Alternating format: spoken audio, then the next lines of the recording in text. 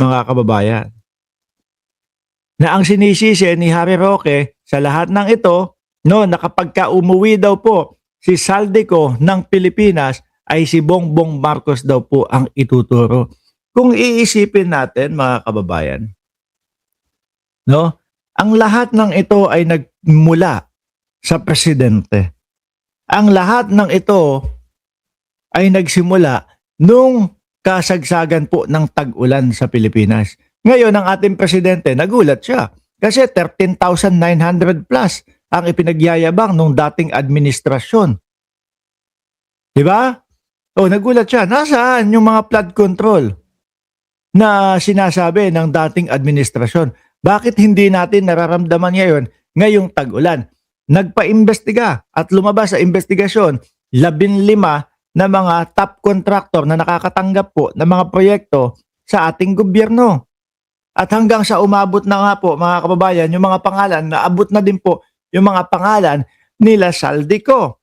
Yun po ay dahil sa pag-uumpisa ni Pangulong Bongbong Marcos.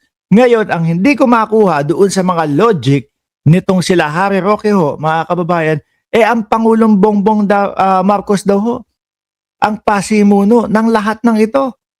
Meron po bang isang mastermind? Meron po bang isang puno na gumagawa ng illegal ang magpapaumpisa ng mga investigasyon na ang alam niya ay ang raratingin o mapupuntahan ng investigasyon ay siya ang tutumbukin? Di ba? Na ngayon, nakita nyo po, galak na galak pa ang ating Pangulo, mga kababayan, na i-anunsyo. Meron pa silang sinasabi, hindi dapat ang Pangulo ang nag-anunsyo ng pagkaka-aresto kay Saldico. Sino? So wala din karapatan ang Pangulo? Masaya, hindi ba pwedeng, masaya lang siya. O eto yung my day ko, si Saldico, nahuli na. Eto yung numero 1 na magnanakaw ng kaban ng bayan. Hindi pwede po bang ganon? Sabi ni Chaycher, hindi magkoconnect kay PBBM, mga inventong kwento nila. Correct, no? Sabi dito, pero kinakailangan natin ang testimonya niya para mapakulong na once and for all si Marcos Jr. Pero doon sa isang vlog ni Harry Roque, mga kababayan, ang sinasabi niya, tinuturuan niya na kung paano po hindi mapapauwi si Saldico sa Pilipinas. Ang gulo, di ba? Hindi hero si Saldico. Ulul. Yan nga ang tingin nyo kay Saldico ngayon eh. Di ba? Mga DDS, protect Saldico eh. Meron pa ako nakikita isa, protect Saldico. Dati ho, nagagalit sila. Mga kababayan, kay Saldico, kasi magnanakaw, ganito, ganyan. Ngayon po, hindi na. Hero na po nila si Saldico. Gusto nilang palabasin na ang sasabihin at ang ituturo ni Saldico, mga kababayan, pagdating sa Pilipinas, ay si Pangulong Bongbong Marcos. Ang tanong, ganun kaya ang istorya? Ganun kaya ang isiwalat? Ganun kaya ang ikwento? Ngayon, isa sa kinakabahan, mga bossing, Chief Amuser, alam niyo po kung sino? Yung 18 marites. At saka ang sila at saka ang sila Mike Defensor at itong sila Harry Roque. Yung mga nag-imbento ng kung ano-anong mga istorya. Dahil kapag kaya umuwi, malamang sa alamang. Malilintikan yung mga istoryang mga ginawa-gawa nila. Sabi ni Dot Pintura, lahat naman ikinokonek kay PBBM. Ang problema dyan sa mga yan, kapag ka tinanong na kung paano nyo na i-connect, hindi na magsasalita yung mga yan. Wala na mga pagpapaliwanag yan. Kagaya nung sila Labiste. Ang sabi si Labiste, si Promil Kid, ang sabi ni Labiste, hindi dapat ang presidente ang nagpapaliwanag o ang nag-a-announce ng pagkakahuli kay Saldico. Sino? Hindi nga ba pwede na masaya ang Pangulo kaya nagalak siya, kaya siya yung nagsabi mismo na nahuli na si Saldico, kinumpirma niya na? O nasasaktan lang po sila? Dahil kapag ka po yan umuwi, yari na. Magkakaalaman na po, mga kababayan. Kung magsisinungaling man si Saldico at ang ituturo ay si Pangulong Bongbong Marcos, makikita, mahuhuli, maririnig, malalaman naman po natin yun eh. Di ho ba? Tayong mga Pilipino, napakagaling, napakahusay po natin na magbasa ng mga sitwasyon. Kaya hindi uubra, mga boss Chipamo sir, yung naratibo nila na ibibintang lahat kay Pangulong Bongbong Marcos. Malabo po yun mga kababayan. Kagaya nung mga DDS. Naalala nyo? O eto.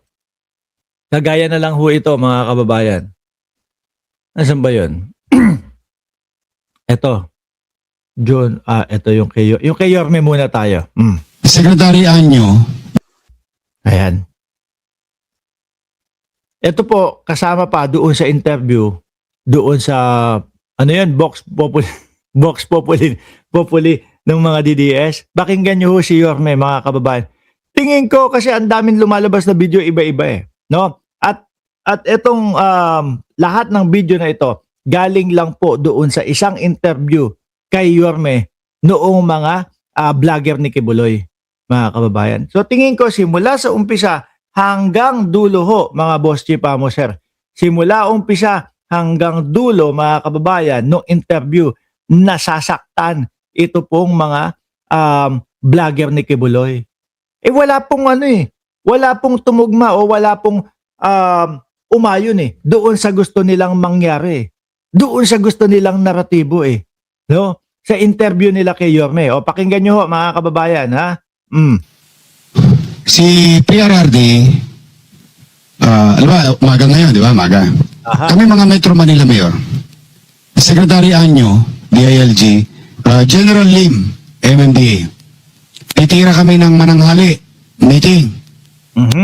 May pasya.